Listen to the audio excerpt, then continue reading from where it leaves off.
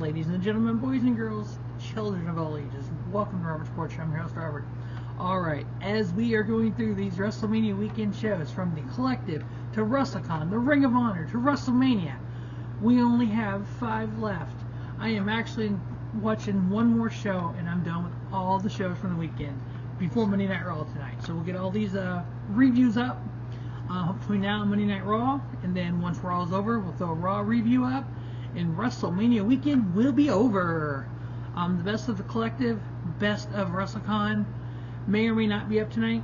Those may wait till tomorrow, but we'll definitely get those up as well. And maybe the best of WrestleMania from 2023. Maybe that'll happen as well. We'll look into it. Along with the NASCAR stuff for this week, the XFL, and then in 2 weeks we'll have USFL. Holy shit! What a time to be a sports fan. What a time to follow Robert Sports Show. Alright. Joey Janela Spring Break every year is one of the best shows out there. This year did not disappoint. We had 3 4-star matches. So, first match, we had a Grab the Brass Ring DLC. There's a lot of you out there going, what the fuck is a DLC match? Doors, ladders, and chairs. That's right, doors, ladders, and chairs. Let's go. The only issue is the Ukrainian Culture Center has very high ceilings. You cannot hang anything from the rafters to climb. So what they should have done, and Brett Lauderdale, please, if you're watching, next year, or next time we're here, bring in one of those like forklift things. You can park it at ringside, put barriers around it, and have it reach out with something hanging from it, and then you can use the ladders to climb. But hey, we had a 9-way ladder match, or 9-way grab the brass ring match. Obviously, you get the brass ring, #1 contender. We had Billie Christian, gets booed a lot in the East Coast. On the West Coast, he didn't get booed as bad. We had Alec Price, the East Coast ace, or one of the East Coast aces. We had Billie Starkz. We had Radrick, the Radadaddy, Gringo, Loco, Jack Cartwheel, Komander, Shane Mercer, and Tony Deppen. Woohoo! We had a nice little it was a 9-way. Is that what that sucker is now? 9-way match here. I thought it was extremely good. I ended up rating it 3 3/4. And Billie Christian grabbed the brass ring, getting the pinfall victory here. Next up, we had quite possibly one of the best tag matches we've seen in a while. We had the future versus the past. We had the East-West Express of Jordan Oliver and Nick fucking Wayne going up against the Motor City Machine Guns, Alec, Shelley, and Chris Sabin. Boom, Machine Guns. We know how great they've been. We know a lot of teams from the Young Bucks down can say, hey, I grew up watching the Machine Guns. We have another team, East-West Express, Jordan Oliver, Nick Wayne, that can say, I beat the Machine Guns. That is correct.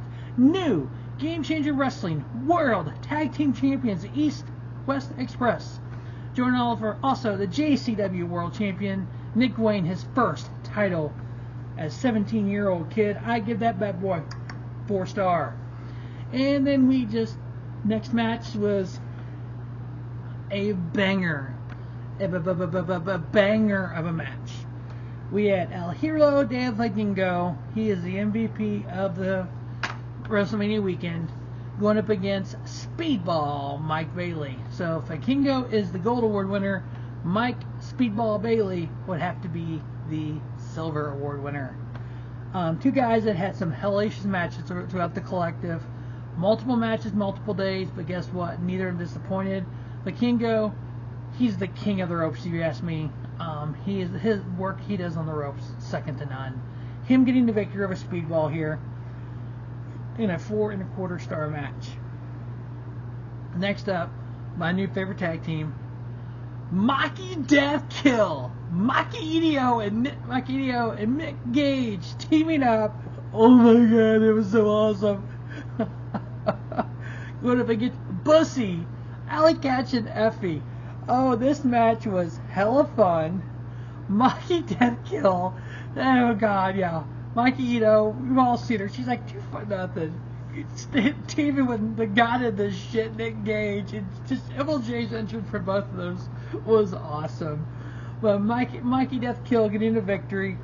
3.5 But then, Steph Delander came out and attacked Maki Itoh. And the piece of shit that's fucking Matt Cardona came out and attacked Nick Gage.